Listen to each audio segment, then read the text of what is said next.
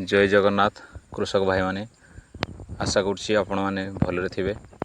तो आज आमर धान को एक्चुअली 40 दिन हो गला। एबे आमे यूरिया सांगरे भिटागो मिक्स करिकी आमे एटा आमर 3 नंबर डोज दिया जाउची। भिटागो सिजिंडा कंपनी रो भिटागो 2.5 किलो एटा आसी 750 भितर आसी 2.5 किलो। आउ जदि आपण किलिकिया 5 किलो आसी 5 किलिया जदि आनिबे सेटा 1300 पाखापाखि पड़ुची। एटा आमे यूरिया सांगरे मिक्स करिवु। यूरिया एकर पिछा 10-15 केजी। तो फ्रेंड्स देखि पारथबे यूरिया एटा एबे मिक्स करा जिवो 15 किलो यूरिया आउ भेटारगो गोटे मिक्स करिके आमे गोटे एकर दिया जाउजी। तो आम एरिया रे एक्चुअली यूरिया रो रेट 350 पाखापाखि अच्छी। ओटा लोकल मार्केट रू सुसेट रे एबे मिलू नाही। एटा जो डालुआ सारोटा सुसेट आणु नांती।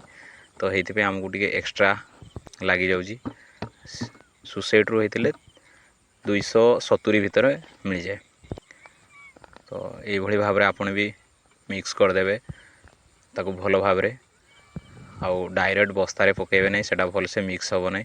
आपण गोटे बस्ता कि गोटे पालो नेगी सेइथरे सार को आउ भेटागो को एका संगरे मिक्स करिवे। तो सेटा एक्चुअली सबु आडे से सारोटा मिक्स हो जिवो। एही वर्ष कांडबिंधा पोक अधिक मात्रा रे लागिची। आउ गत वर्ष मूल सढ़ा रोग बहुत लागिथिला। तो सेइथि पई आमे याकू व्यवहार करूछु। तो आपण एडवांसली जदि यूज करूछंती ताहले अधिक कॉस्ट लागि जिवो एकर पिछा। आपण रोग को देखिकी ही स्प्रे करंतु। आउ जदि एक्स्ट्रा जदि आपण आगरू मारिबे ताहले आपण को कॉस्ट अधिक पड़े आसीबो खर्च एकर पिछा। तो आपण रोग को देखिकी मेडिसिन यूज करंतु, आपण को कम खर्च रे आसीबो। तो फ्रेंड्स आशा करछि जदि वीडियोटी भल लागि थाए लाइक करिवे और शेयर करिवे। आउ आपणको एरिया रे को हिसाब रे चाष होउची तो आपण कमेंट करी निश्चय जणांतु।